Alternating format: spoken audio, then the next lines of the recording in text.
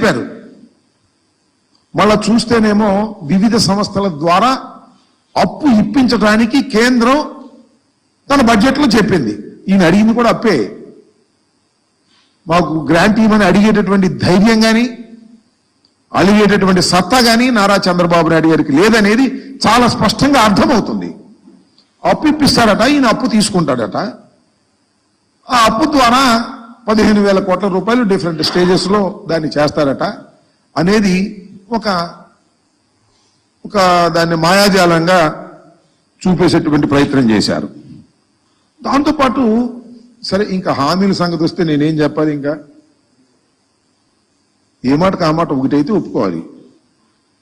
అన్నీ మనం కాదనలేం. కానీ చంద్రబాబు నాయుడు గారు 4,000 ఇస్తానన్నాడు, అది మాత్రం ఇచ్చాడు 1 నెల.